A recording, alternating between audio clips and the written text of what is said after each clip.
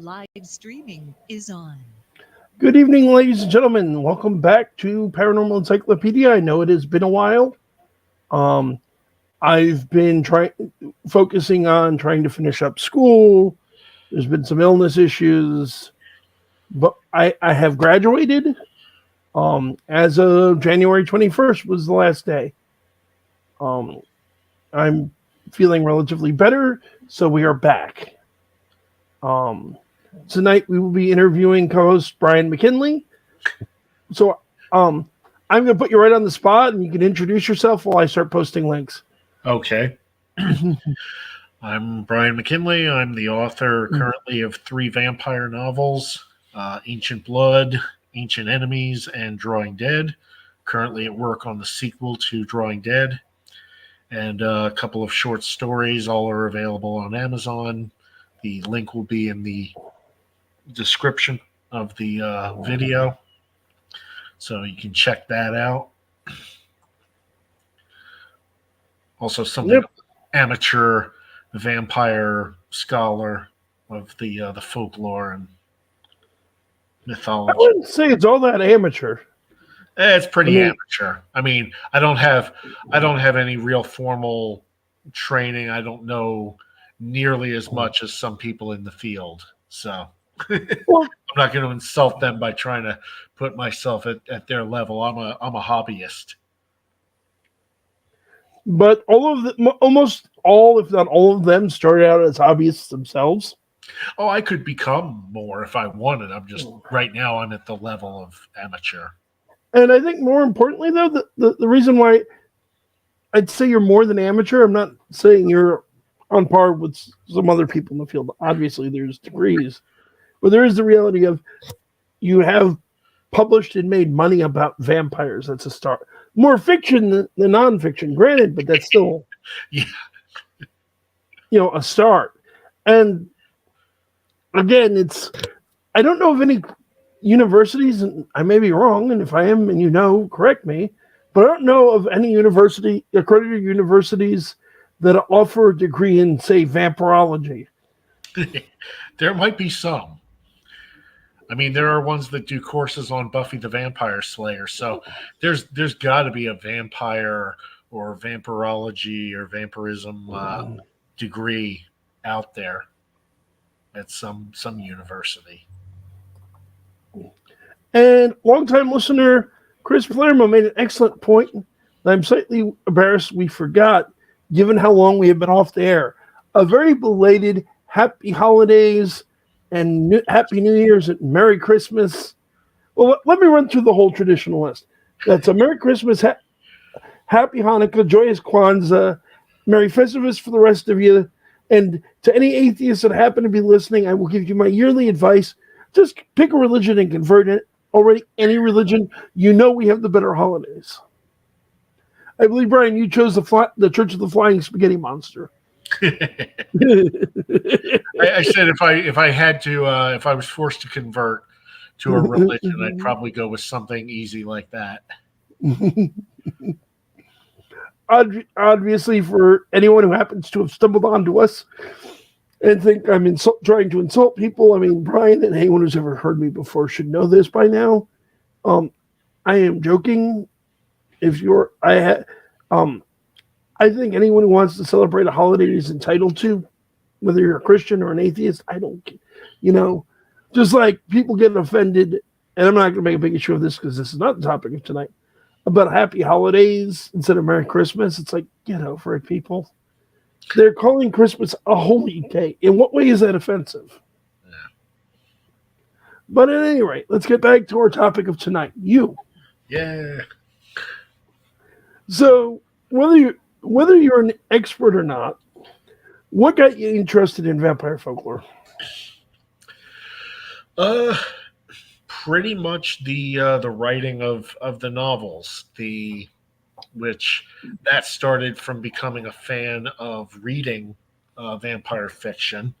You're not a huge fan, but it was honestly Anne Rice and the original 3 Vampire Chronicles books that just really sparked my imagination. And then right around that same time, it was the early 90s, the Vampire the Masquerade role-playing game came out. And I had friends that were interested in it, and we started playing it. And at that point, I'm able to create my own vampire as a character, and that starts my mind thinking, okay, well, if I'm a vampire, what kind of vampire do I want to be? What do I want to do? All that. And naturally, as somebody who was already interested in being a writer at that point in my life, it just kind of started me down a path. And then because I was interested in vampires, anything I get interested in, I want to learn more about. I want to find out more about, what's really going on, what's the truth behind it. So I started looking into folklore. Fantastic. Then trust me, I know the sentiment. I mean, we're both fascinated by vampires. So I guess more broadly, what got you interested in writing? That's hard to say. I was one of those kids. I was always a writer. Like when I was 6 years old, I was writing little fanciful short stories to give my grandparents to just impress them and have them read it. I was inspired by, Star Wars and all kinds of things, and I would write my own little versions. Originally, I thought I was going to be a science fiction writer. Then I got interested in psychological thrillers and serial killers, and I was going down that route for a little while and trying to write stuff in that vein. And then the vampire bug bit me, and It sunk its teeth in. Yeah, it got it. Went there. There was a time where I thought I was going to be an actor instead, because I was also interested in theater, and I just eventually decided I was a better writer than I was an actor, so I put my energies into writing. I find it interesting. I don't think I knew that about you. Oh yeah, I was always in the school plays. I did community theater for many years. I directed a production of in Winter for a community theater one time. That was really interesting. My Richard got sick, and I had to take over the role. It was a disaster. Funny enough, common background. I also did plays and musicals all through high school, because every year we did one of each. Because we were a very small school, if you did one, you usually did the other. Yeah. Cool. But and funny enough, and this is something our audience may want to look into after the interview's over. But if you look up Fantastic American Television, or FAT TV, you can find a series of shorts that were aired. I think there should still be on YouTube, or online in general. But the series of shorts that I did that appear and other people that I only did some of them, but they appeared on public access cable in New York in like the 90s. And then we did a particularly famous skit called Berserker Drill, and I don't remember how to spell it. Which wound up being entered into the Short Attention Span Film Festival sometime in the early 2000s, I want to say. Which is the same film festival that South Park got its start in. We did not win, unfortunately. But it's a lot of fun. It's me dressed up as a barbarian with a freaking giant sword swinging around. Oh, nice.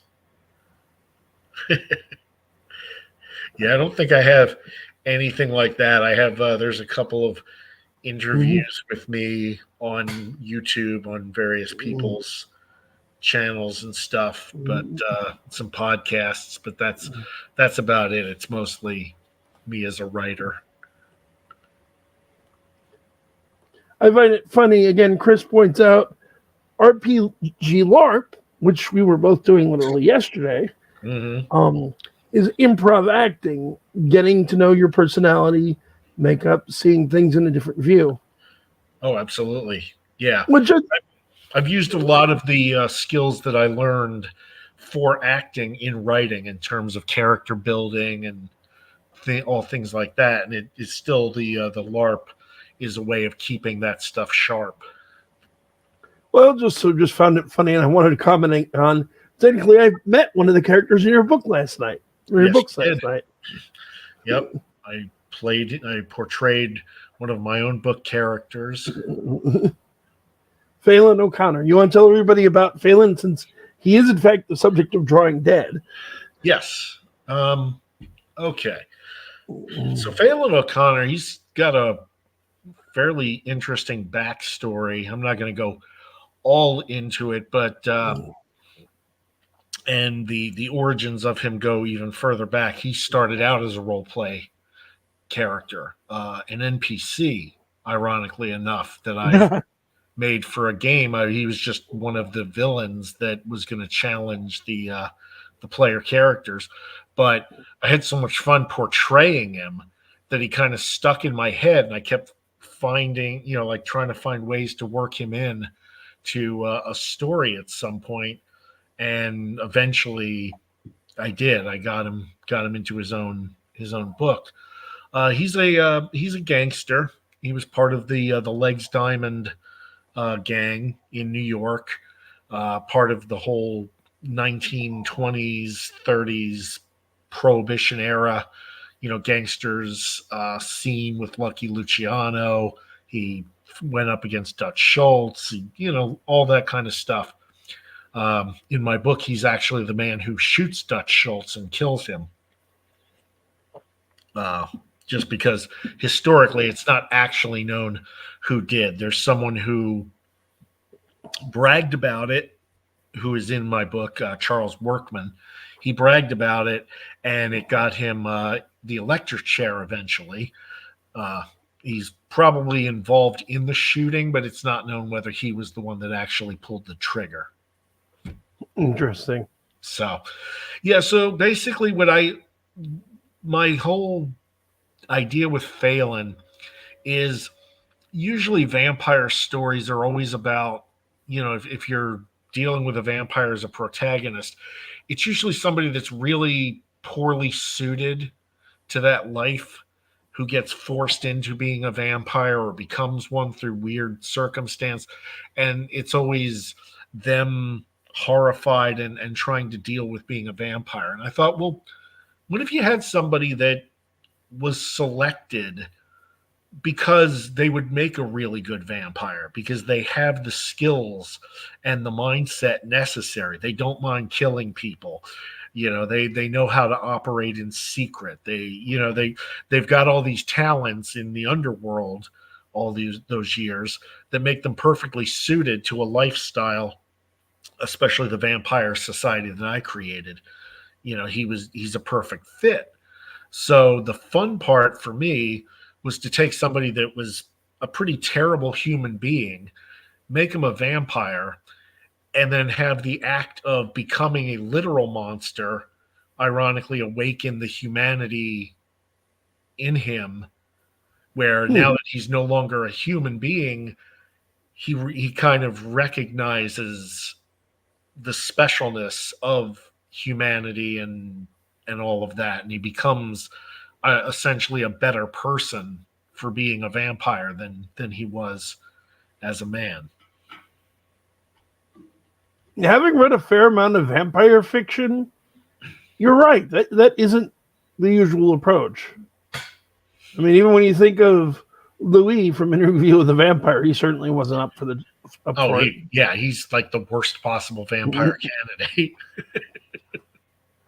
I mean, I remember pretty much nothing of Lestat's life as a human, but I do distinctly seem to remember he makes a pretty good vampire.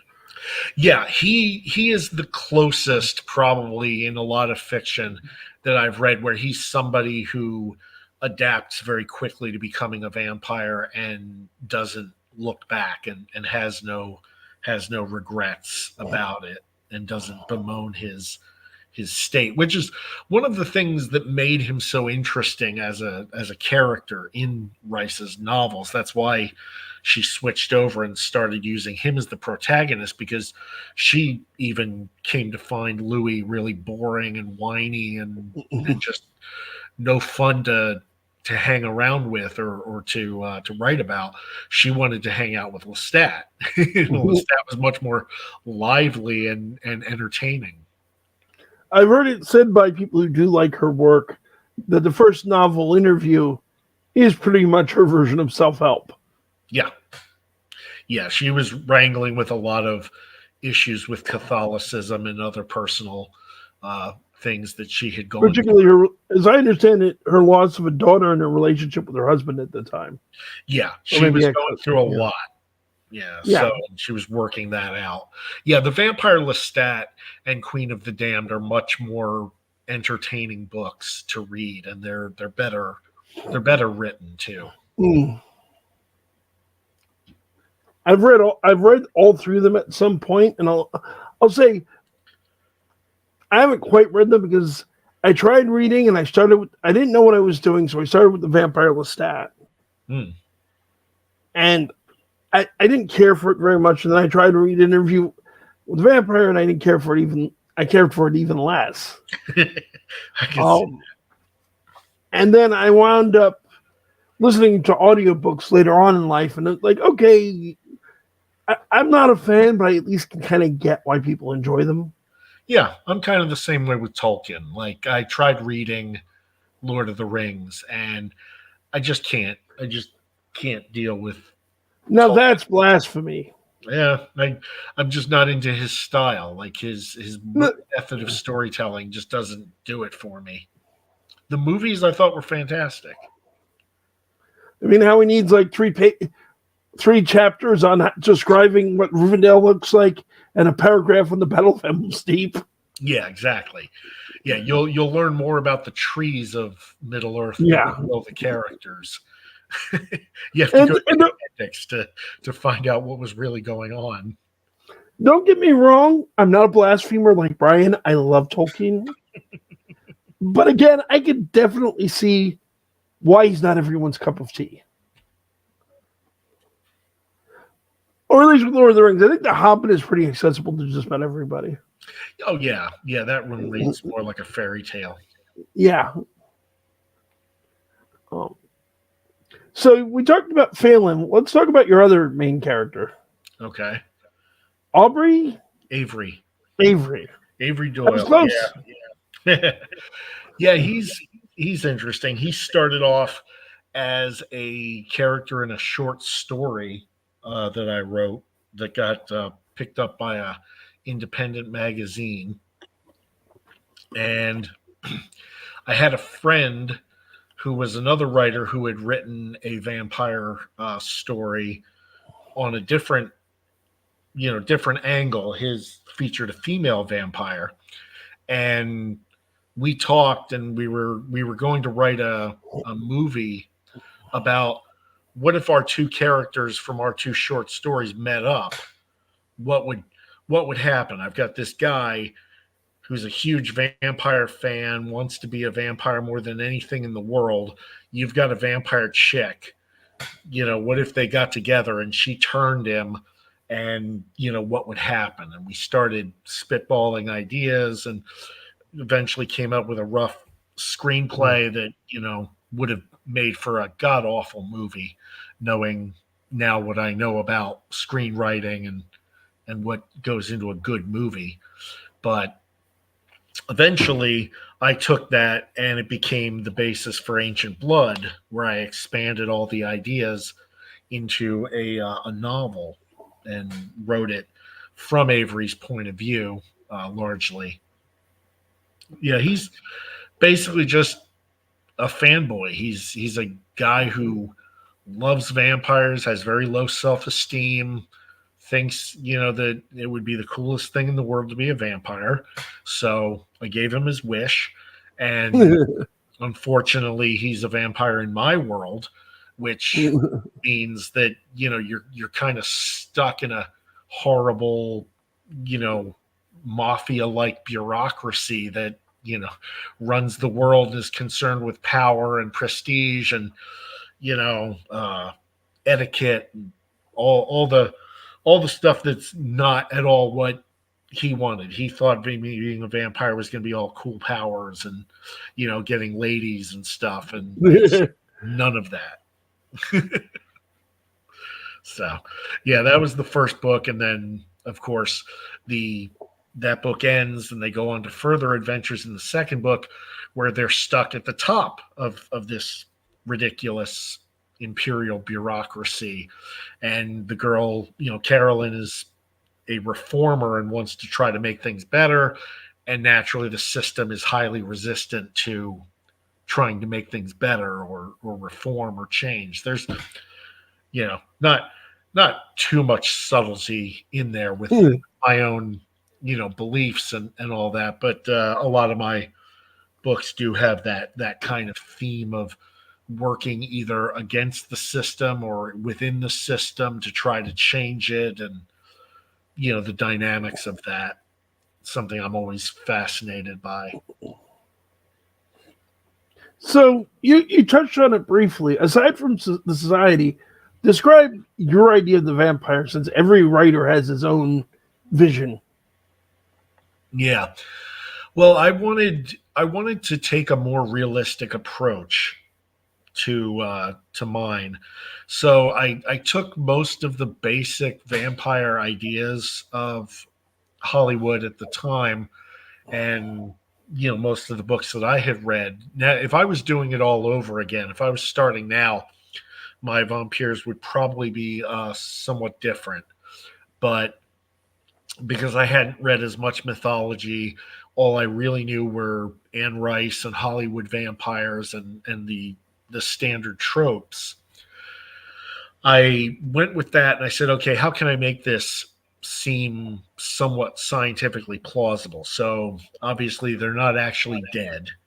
They're just human beings that have been infected with this virus that radically transforms them on a genetic level, makes their body capable and necessary to sustain itself off of blood.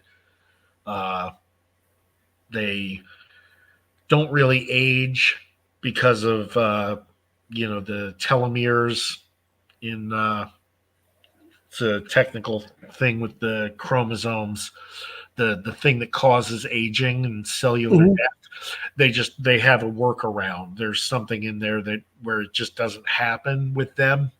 So their bodies just keep producing new cells constantly, and they remain the same age and never experience aging or death. And little other things. I gave them powers that are more of the psychic variety, that could be seen as a little more pseudo-scientifically plausible. But I did want, there were things that I couldn't do with them.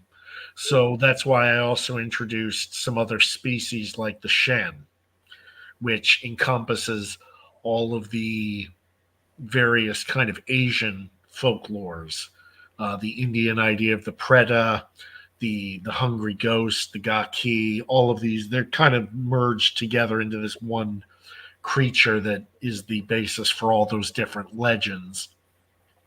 And then there are other little subtypes, and I made a Western civilization metaphor by saying that my vampires spread throughout the world and basically exterminated or pushed out the other types that were more native and less organized.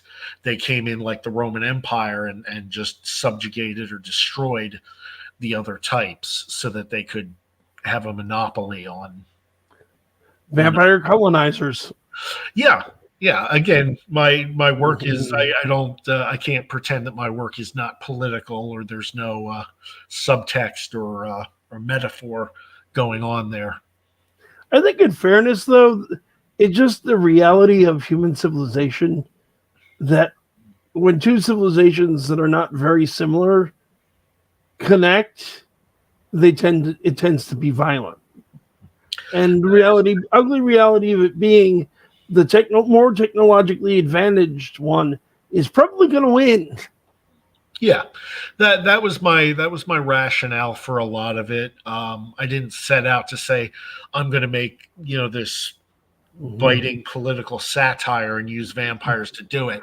It was just a byproduct of my natural inclinations, and also just my I use the vampires as a way of exploring humanity and human nature, and kind of looking at, okay, well, if somebody is alive for 2,000 years now, what does that do to them?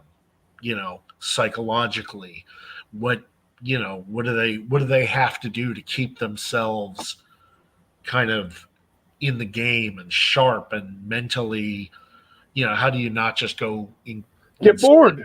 yeah, bored. And part of all the vampire politics is that it serves a psychological function of giving them something to do. They fight each other because that's something that they can focus on, and they aren't as bothered by the world passing them by, century after century, as they get more and more out of touch. They have people that can do things for them, but they have this little game that they can occupy themselves with. I want to say that's something. I mean, not a lot of vampire folklore, or fiction, I should say, not folklore, because of course in folklore vampires don't live for thousands of years. Usually, they're usually very recent. Yeah, But a lot of the fiction, they don't really explore. You're around. What happens? You're around for thousands of years. You've met all these people. Sure, there's going to be occasional, like meeting something like buddy like Da Vinci or Einstein, but how many times are you going to meet Joe the butcher? There's a lot of personality types you're going to meet over and over again. There's a lot of fiction you're going to read variations on over and over and over again. It's like, how do you stop from getting bored? Yeah, it's very easy. It would be very easy to become jaded and just sort of slip into a kind of depression where you just start thinking nothing matters and it's all futile. So yeah, and I wanted to do that. Look at like how different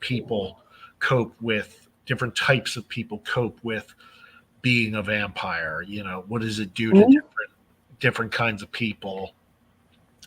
And especially in Ancient Blood, I also just wanted to play around with kind of all the classic literary archetypes of the vampire. I wanted to have somebody that sort of represented each one of those ideas. So I've got my classic Dracula style vampire. I've got the Lord, Riven or Lestat type vampire. I've got, the aristocrat. I've got the modern vampire. I've got the wild bestial vampire. And so it's, it was kind of, that was fun for me because I'm a fan of literary in-jokes and things like that. Like I read Kim Newman's Anno Dracula, and excellent book. Thought that was just fantastic. All the literary references and jokes and cameos that were snuck in there, the little Easter eggs. It was a treasure trove. I read the first book. I never got around to the rest of the series. I've always meant to go try to find the other ones. But the first book is phenomenal.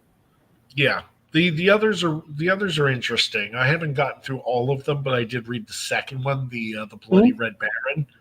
That one's fun too, because he does just as good a job with like World War I era notable literary figures as he does with the Victorian age ones in the first book.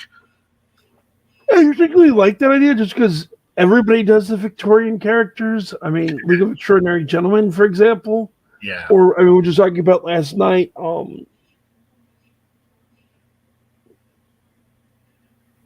Penny Dreadful. Yeah. It's nice to remember there are other time periods with interesting characters you could interconnect. Exactly. And when you get to have fun watching a vampire Edgar Allan Poe walk around through 19 teens Germany, I mean that's there's fun there. He's meeting Dr. Moreau. He meets Herbert Wells. Or not Herbert Wells, Herbert West from the original Reanimator stories. There was a lot of great stuff. So Chris actually had an observation about a movie I have to say is a guilty pleasure for me, particularly because of the scene that she brings up, and the other one like it, which was Dracula movie. The one she's talking about is not Dracula 2000, but the sequel.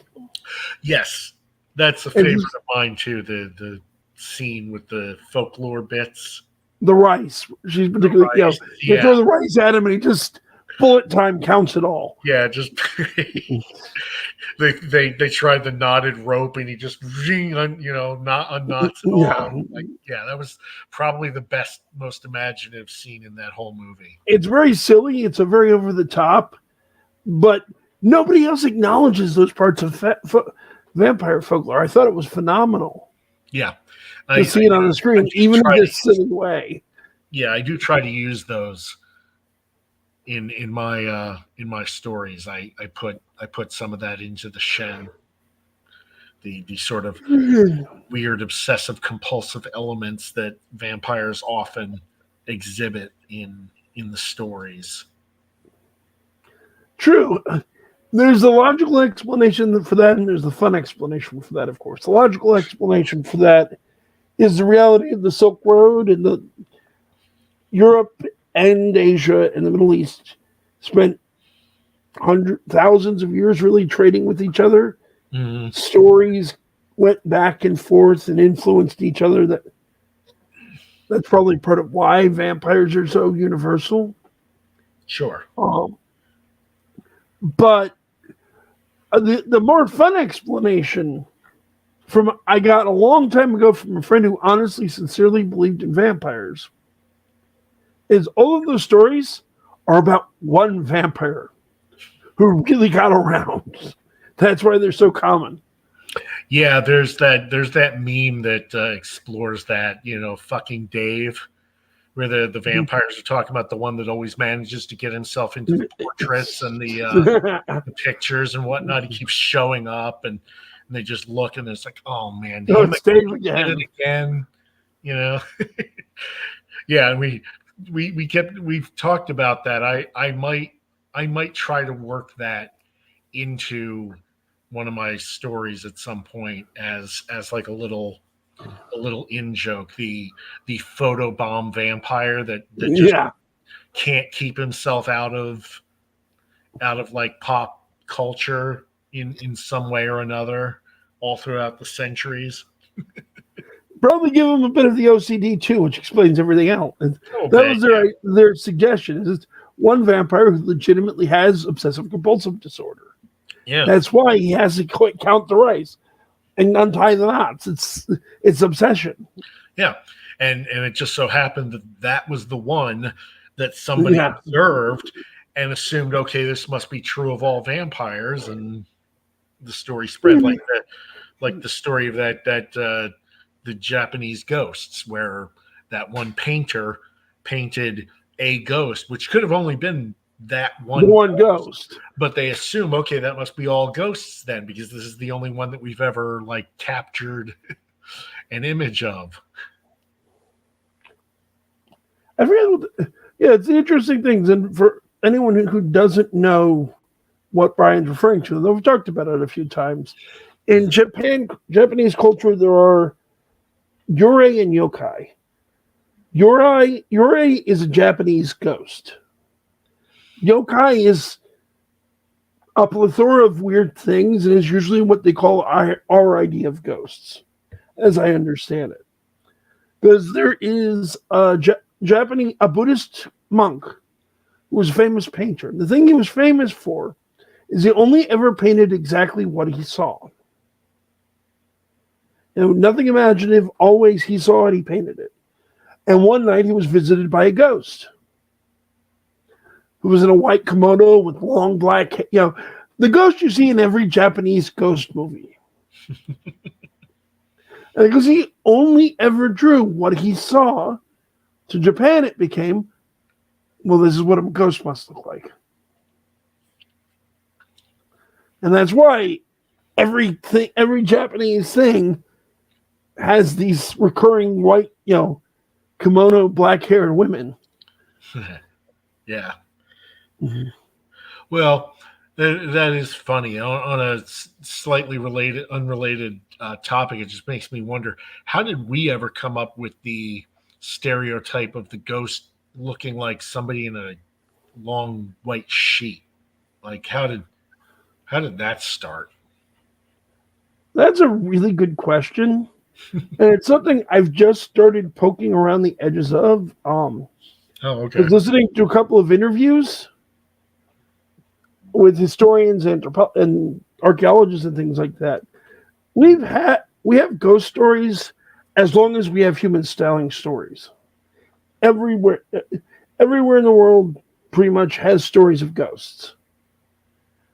But a lot of our modern ideas of ghosts, like the idea that they're spirits, they don't have a body, they walk through walls and things like that.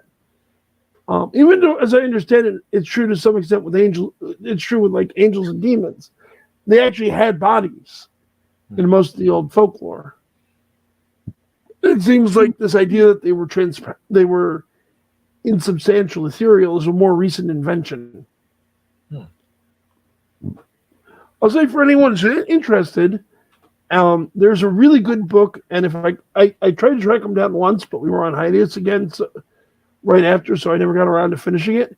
But there's a really good book called First Ghosts by, I don't know if he's the current, but at one time he was the head curator for the library, the London Library, the big one. And it is a book collecting Babylonian and Sumerian ghost stories. And it's absolutely fascinating. I highly recommend looking it up. Cool. But we're here to talk about you. Sure. What else do you want to know? Well, we know that you're working on a new book. You're almost finished with the new book, as I understand it. Yeah, second to last chapter. So tell us a little bit about that, if you can. Okay. Well, as I said at the beginning, it's the sequel to Drawing Dead. Mm-hmm. So it's my intention for that to be a fairly full, long-running series. And kind of the conceit that I've been working on, the first book, Drawing Dead, takes place in the 1930s, kind of over a span of a few years in the 1930s. So the second one, Dead Money, I have set in the 1940s, post World War II. So it kind of just picks up with Phelan and his people now that he's kind of entrenched. He's in charge of New York City. He's doing his thing, and it just kind of picks up with where he is, what's going on, the problems that he's having now, the successes that he's having, and a new kind of problem arrives in the form of a Shin named David Shin, who decides that he's taking Chinatown and it's going to be his now, and nobody's going to deal with the vampires and Phelan and all that, and that's obviously a challenge to Phelan's power. He has other problems in the larger vampire society, but that's the local problem. And the book kind of goes into that whole struggle back and forth, and that's the gist of it without giving too much away. My Nice. idea is that each book will go into a different decade in America, and the story kind of in some thematic ways will reflect what's going on in America during that particular decade. Like obviously the third book that I'm planning, the 1950s, McCarthyism, the Red Scare is going to play a role in the story. There's going to be elements of paranoia and nationalism and things of that nature going on in reflected by the vampires. No, again, so I'm just thinking about that. Vampires in the Red Scare era Actually, sounds like a really neat idea. Yeah, it's gonna be fun. With Russian werewolves. Oh boy. That's the plan. Yeah, that's what he'll be squaring off with in that book is a pack of Russian werewolves that are fleeing Stalinist Russia. Believable, actually. Yeah, yeah, I why not? know I know Russian folklore does have werewolves. Yeah, I looked into them. They're fun. They're really different and interesting. I don't know a whole lot about them other than I know that they're Russian werewolves, and if memory serves, I believe they also have werebears.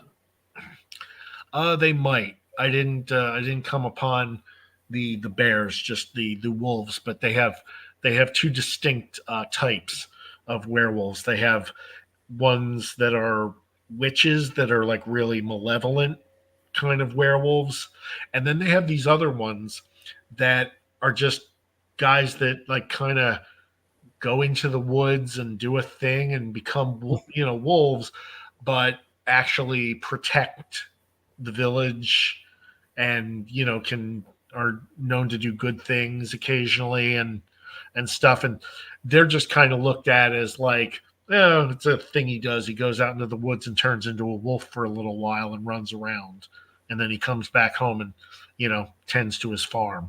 It's like, so I just thought, well, that's a really different take on werewolves. It's not It one. is, and we've talked about similar ideas in like Livonia and Germany. Yeah. I didn't know Russia had them too.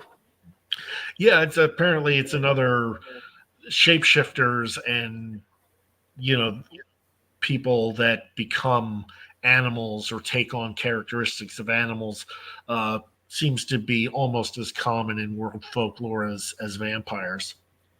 It is, in my experience, usually, although not always, but usually cultures adopt the idea that humans turn into the most popular or one of the I should say the most powerful predators in an area.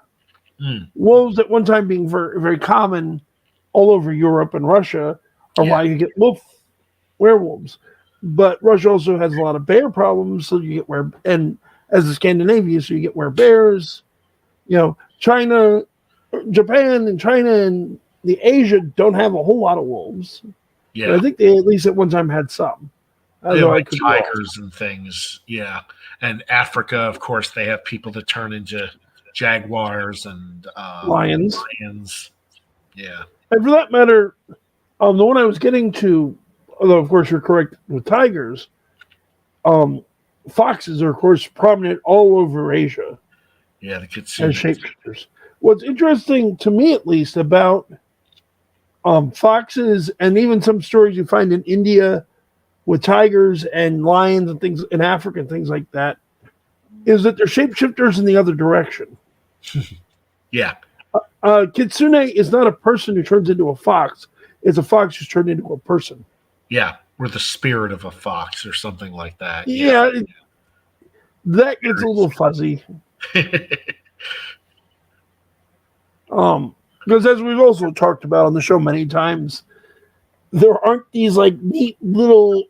There is no taxonomy of monsters No, that fits actual folklore. no. Werewolves and vampires blend. Witches and werewolves and vampires and fae all blend together and overlap. So it's crazy. A lot of the Japanese ideas about yokai, well, yes, it's a term they slap on Slimer and a lot of Western ideas of ghosts. It's also their spirits in their culture that are very similar to fairies. Yeah. Chris points out quite correctly, people forget the wild dogs and wolves feed on small game such as rodents, field rats, and field rats are snack food. I think what she's alluding to is just the reality of people have had a long time somewhat irrational, somewhat understandable fear of wolves, which also ties into the shapeshifter thing.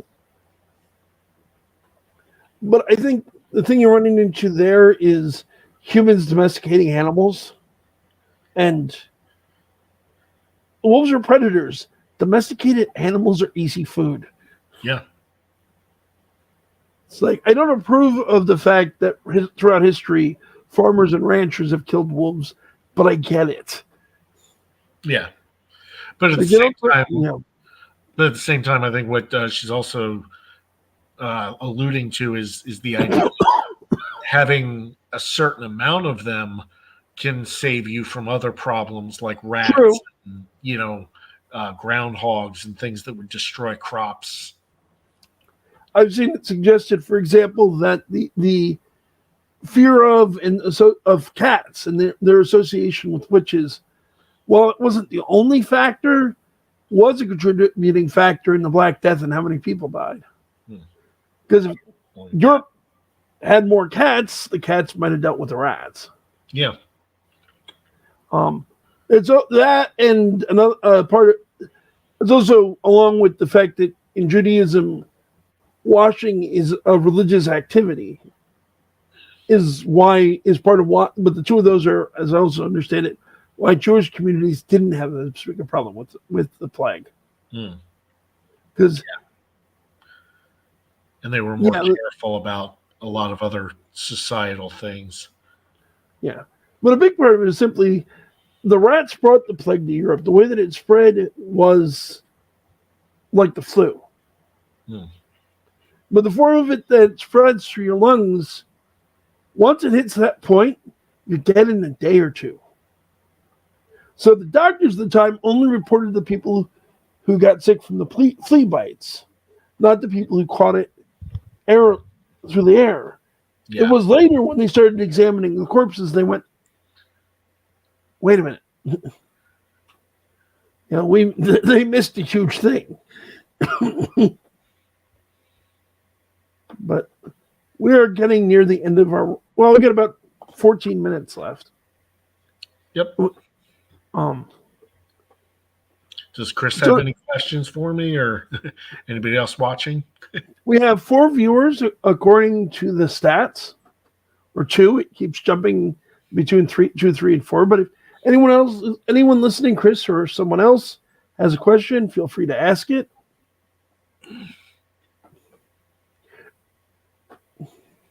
There we go. There's the question of the ages. Oh. Who would win in a fight? Phelan or Lestat? Oh. Yeah. Unfortunately for me, my vampires. To be fair to your characters, though, let me add one proviso. Phelan and young Lestat. So that he doesn't have the fact he's immune to everything. Yeah, but even so, like, just the power levels are so skewed. My vampires are very human, just a little better than the average human, or better than a really good human. Like they get their natural abilities kind of upped a little bit. And Rice's vampires become like superhuman very quickly and then mature into virtual gods. So, yeah, unfortunately, Phelan's got a gun. That's his main superpower. Lestat would laugh, the bullets off and just, he could just take Phelan, fly him up a couple 100 feet in the air and drop him. And let go. Yeah, it's just there's no real contest. It'd be one of those kind of things like, does Batman have a day to prepare or some shit? Like maybe if Phelan could work some kind of trap or figure out some big thing or a weakness, But yeah, and obviously Phelan deserves the prep time because Lestat doesn't need it, and if Batman gets the prep time, so should Phelan. With prep time, I could give him a chance, but I still think the odds are favoring Lestat. I would say, on the other hand, as much as I still think he would take Lestat in a fight, Phelan might have a better chance against Dracula, given a bunch of humans killed Dracula. Oh yeah. Dracula at least is vulnerable to certain physical attacks, which Phelan could have a go at Dracula. Granted, there's still like it might be an interesting fight, certainly. And then, hey, down the road, remember, everybody loves a good monster mash, Yeah. as my fiance Amisha would say. You know, just like you're bringing Russian werewolves in the third book. Oh yeah. Yeah, I've got to try to keep it interesting. It can't just be if it's just vampire gangsters fighting other vampire gangsters. It's like that gets old pretty quick. That was good for the first book, but subsequent books I'm going to have to up the antagonists a little. I'd watch that to a point. Just as a fan of things like Supernatural, there is a bad habit of everything, every season, and Buffy, it's very much true too, until season 6. But every enemy has to be bigger and better than the last enemy. Yeah. And no, I don't. I'm not doing power creep that badly, but at the very least, I'm aware of the idea that I have to keep challenging Phelan in new ways. It can't be the same kind of antagonist each time. There's got to be some kind of a different element, some kind of a different wrinkle where, the tricks that he used to beat the other guy aren't going to work on the next guy that comes along. He's going to have to figure something out different to deal with that one. Which is not, it's not a power creep. It's just keep it interesting. And that is a good idea. Granted, I will defeat my own point and admit that I do think the power creep isn't always a bad thing. Witness the Dresden Files. Yeah, that was planned though. I think that's the real secret is if you have an arc and that's where it's going, then you can make it work because Dresden gets more powerful and his villains get more powerful, but the story maintains the same interesting complexity. So and for as powerful as he becomes, he's still usually fighting things more powerful than he is. Exactly. Or at least better connect. Which I think you need, as you accurately pointed out, and maybe it's one of the reasons I dislike Anne Rice's vampires, to keep the characters interesting, they need psychological, physical, they need vulnerability. It's one of the reasons, for example, I think Superman is often done badly. Yeah. Yeah, people have a limited imagination when it comes to how to write for Superman. The real interest in the stories there is challenging Superman morally or philosophically, not physically. Yeah, the most interesting Superman stories do that. But there's just the reality of, there's the argument I've seen made once, and hey, if nothing else, this might be an interesting final question for you to consider, although it's completely off topic from your books. But I have seen the philosophical argument made that objectively speaking, while Superman is by no means a coward, he's very brave. Objectively speaking, Batman is a braver character. Agree or disagree? Yeah, I would agree with that just from the sake of Superman goes into most situations knowing that he personally doesn't have that much to fear unless something, like when suddenly somebody pulls out kryptonite, then it becomes a different thing. But which granted happens every other week. Yeah, so there is that. But Batman, the idea of somebody just taking it on themselves and saying, I am going to go out and fight all the crime in the city and in a very corrupt city, and I'm just going to go do it, with my own wits and my, my skills and training and that's brave, almost suicidally to a point. You could argue Batman's a little crazy, but no, he's definitely more than a little crazy. But there's a lot of bravery that you need to have to take on something like that, knowing that you are just a mortal man that can easily die if you miscalculate one night. Yeah, that was the article's conclusion, and is my own, is Superman is by no means a coward. There are Yeah. plenty of, he fights Darkseid, who is a god. He's fought vastly more powerful beings than himself. There's been situations where he lost all his power. He keeps fighting. He's not a coward. No. But on the average day-to-day, I'm going to go out and fight some crime, Superman has literally nothing to worry about because the average criminal he runs into is going to shoot him. And he's going to just go, and? Or I like the comment I've seen made a couple of times of they shoot him and then they punch him, and he just goes at one point, what is with the punching? The gun doesn't work, so you're trying to punch me? Why do you think that's going to work?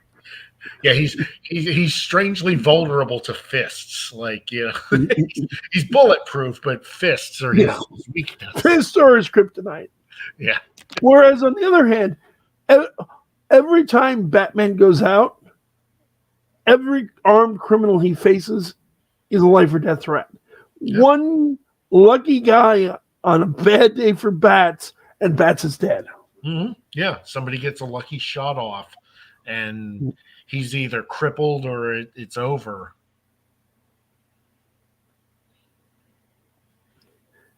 We got a conversation. I've sparked a conversation in our chat about Amisha's favorite Superman story, which is Superman versus elites, and Chris disagrees.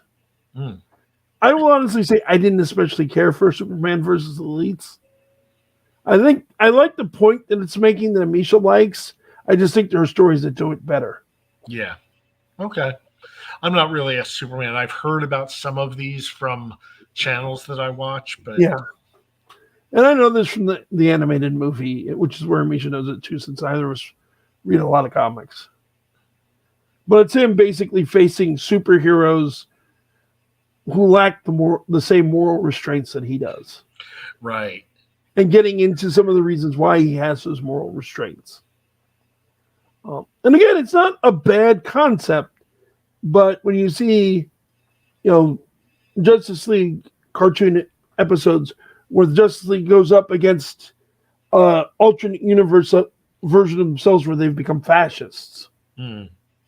All in the, we will now enforce the law brutally for the greater good. Mm-hmm. Yeah. And I think it explores the same idea much better. Injustice, yeah, all those fun. Yeah. Injustice, the one where the crime world where they run a criminal syndicate, which is a little corny, but at least it explores power going wrong. Yeah. But we are nearly out of time since we get an hour on the broadcast. So is there any last thoughts you want to share with our audience? I mean, if any of what I've said sounds interesting, please, take a look. Go to the link that we have in the description. It goes to the Amazon page with all my books. They're also available on other platforms if you don't like Amazon. So you could just take note of the titles and go look for them elsewhere and buy them somewhere else if you want. But write a review, please. I need reviews. I would say of you, certainly yourself, but any author that we've had on the show, if you read one of their books and you enjoy it, the nicest thing you can do that won't cost you a penny is go write a review.